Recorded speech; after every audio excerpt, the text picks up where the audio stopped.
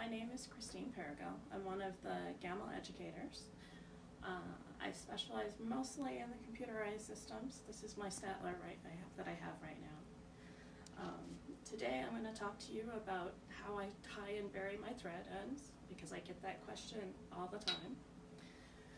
But before I get there, I want to talk to you about some of the tools that my GAML has that make that a whole lot easier for me, just while we wait for other people to join in. So I'm mostly a modern quilter, so I do a lot of modern show quilts, even though I have a computerized system. And so with that, it comes a lot of uncharted territory, and so I try to come up with lots of different techniques along my way. So I had to figure out how to use a computerized system in order to actually facilitate good, high-quality, show-level quilting.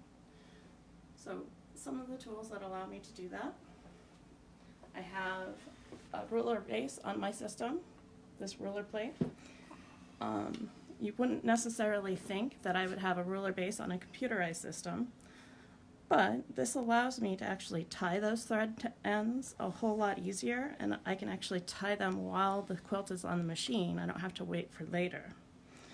And I'll tell you exactly how that helps me in a little bit.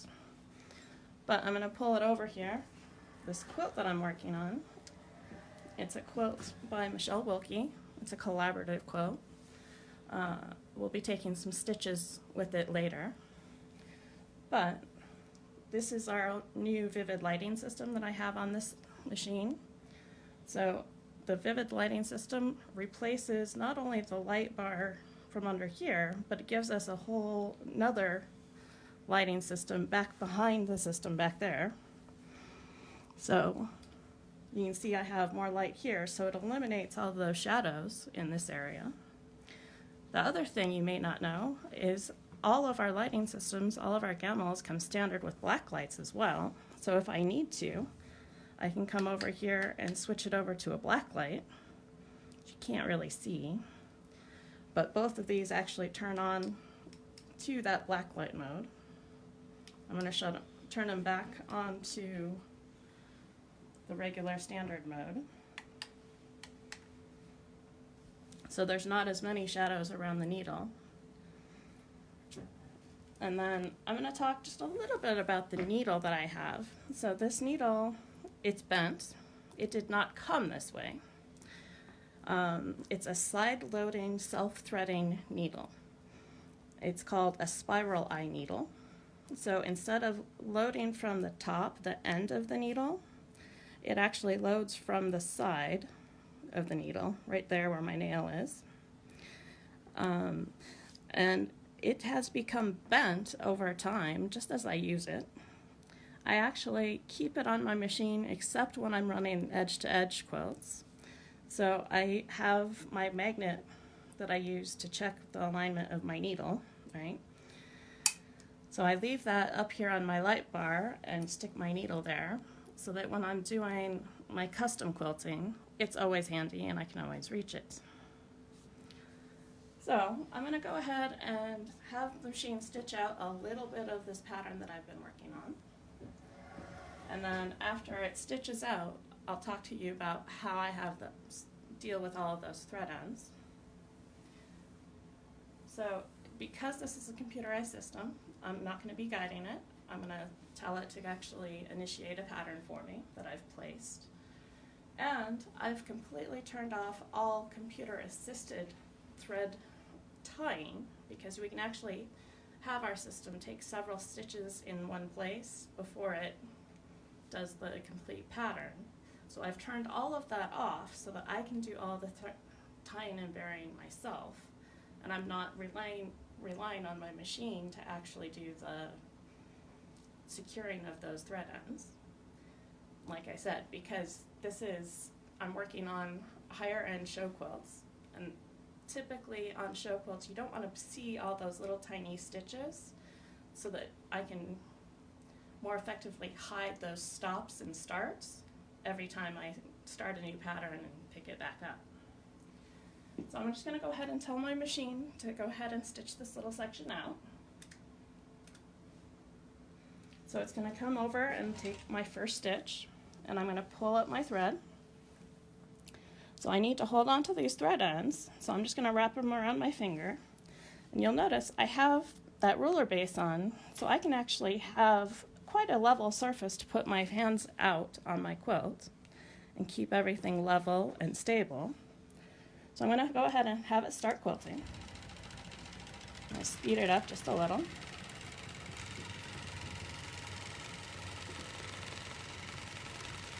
Just being a little bit careful as it stitches this out.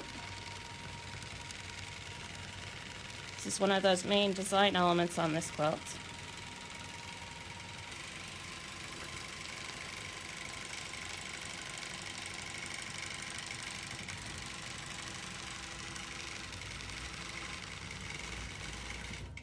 And this is one of those elements, I actually digitized these elements specifically for this quilt.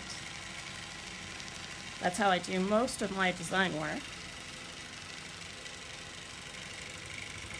Just making sure I'm not getting any pleats or puckers as it comes back around.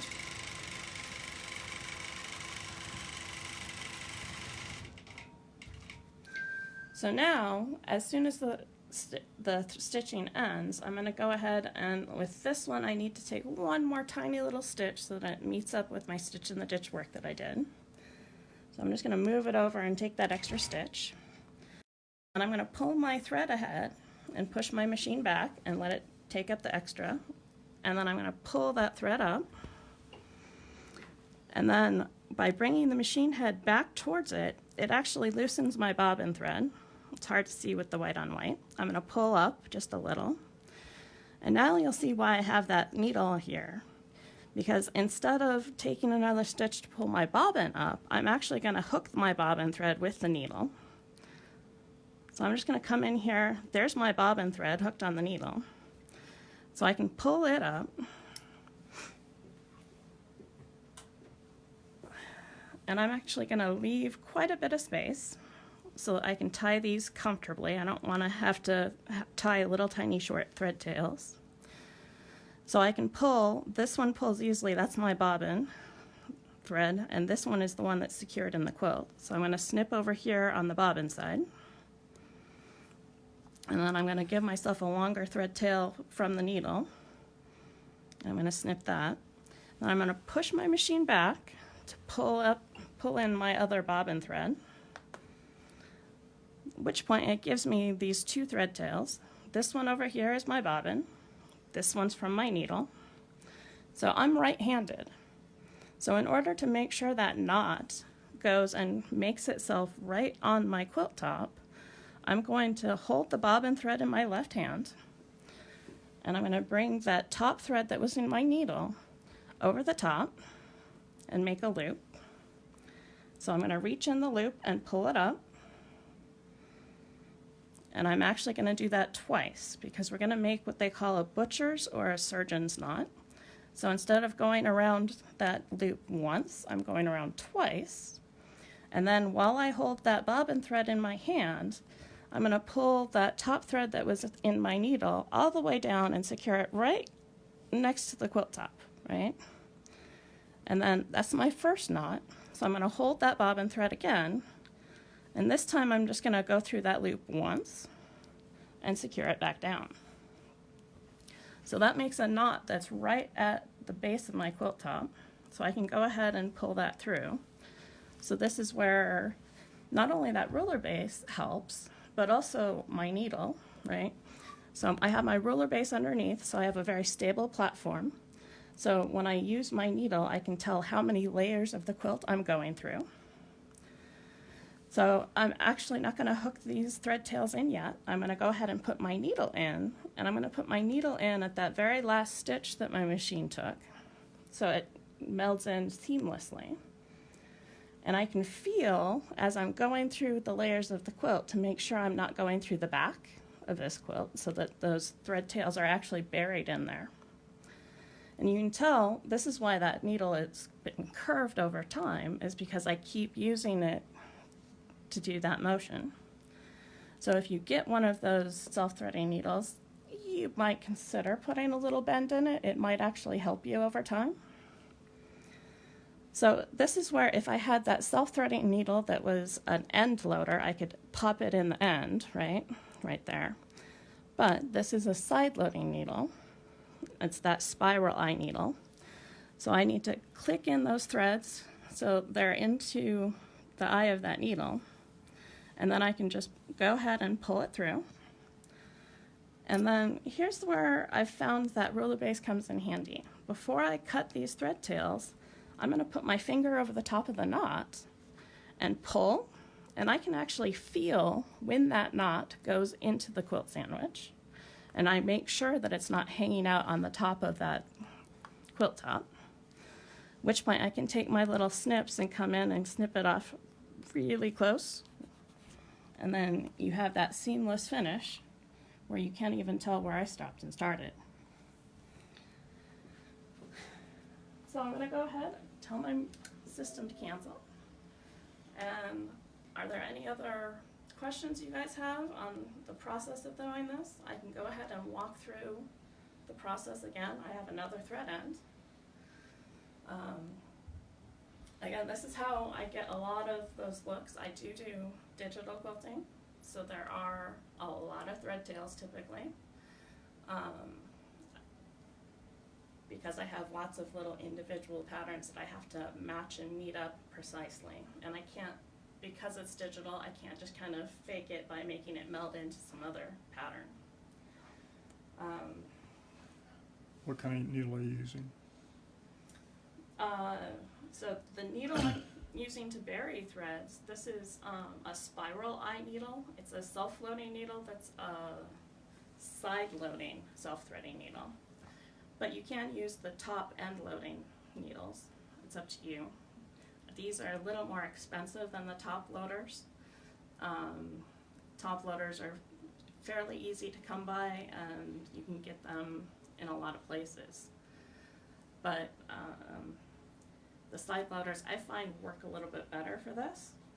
Sometimes the side loader, that entrance to the eye can sometimes get caught on some of the threads of the quilt as it goes through. So I just have to be aware of that when I'm using it. I don't want to make a snag in my quilt. Do you know, bury, or do you wait until you're finished with the pass? So typically when I bury my threads, I will bury them as I go. So after I finish stitching this one pattern, I will go and tie and bury all the threads from that pattern. And a lot of that is because once I have those threads buried, then any stitching I do next to it will go ahead and help secure those threads additionally as I stitch over the top of those thread ends inside the quilt sandwich. What snips do you use? What? Snips. So these snips, these are actually our little gammal snips. But I have a couple of different ones that I use. There are a couple of other tools that I like to use. So come down here and I'll show you tools. Obviously I need to have a seam ripper in hand if I need to, rip out some threads. Hopefully I don't do that often. And then I actually have these little tweezers, and they're actually, I think, technically called suture pullers, but they're grooved, so I can actually get a really good hold of those thread tails. And so sometimes, especially like if I run out of bobbin or I have a thread break, I'll have a really short thread tail. So these will allow me to actually hold a really short thread tail if I need to, and then tie around that shorter thread. So that's another one of the handy tools that I use a lot. But other than the snips and the tweezers, my self-threading needle, occasionally a seam ripper, because sometimes, especially on those short thread ends with the thread break or end of a bobbin, sometimes you have to pick a little end of the thread. And a lot of times I'll use the needle for that, but sometimes I actually have to pull out my seam ripper. There was one other question about, is the lighting stuff readily available?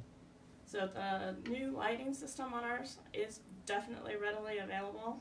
You can talk to your Gamel dealer to get the new Vivid lighting system that I have here.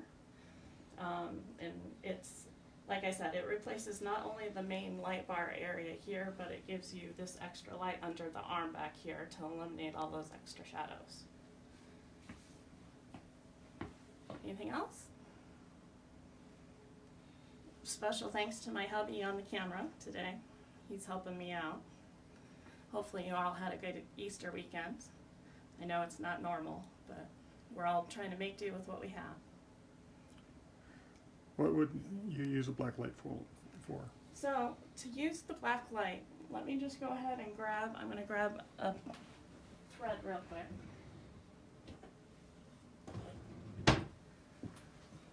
So to use that black light, a lot of times it's hard to see white on white. So there are some white threads that will actually fluoresce under black light. So you can see here, this is probably not the best example. Let me see if I can find a white thread real quick.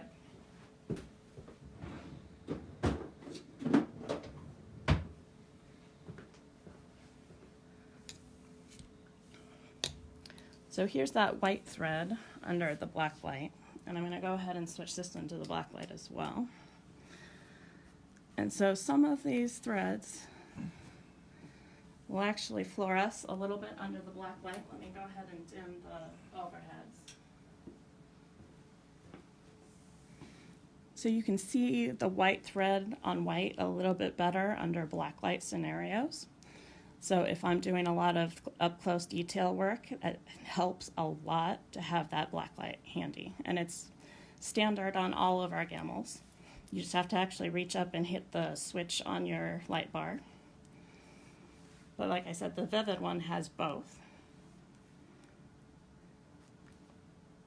So I do, I mentioned I do digitize a lot of my own designs. And I usually digitize them specifically for the quilts I'm working on. But I do sell several patterns as well.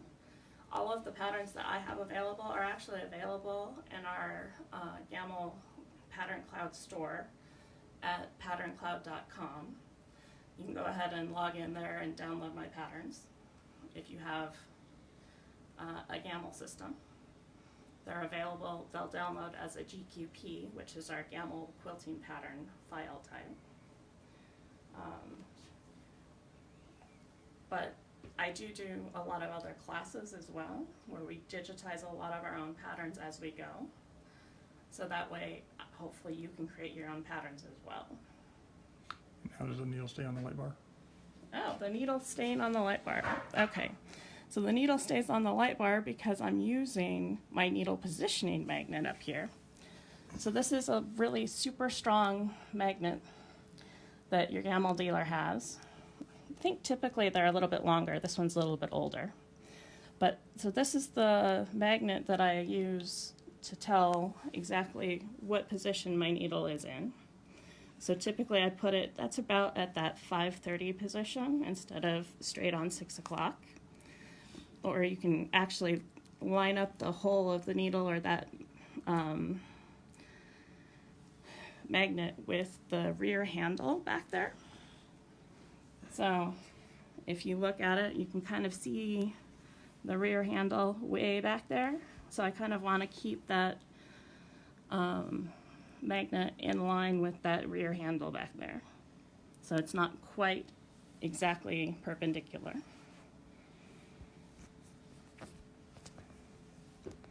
So I'm going to go ahead and wrap this up. I will be answering a lot of the questions that you put up on this post throughout the day. If you have any more questions, please let me know.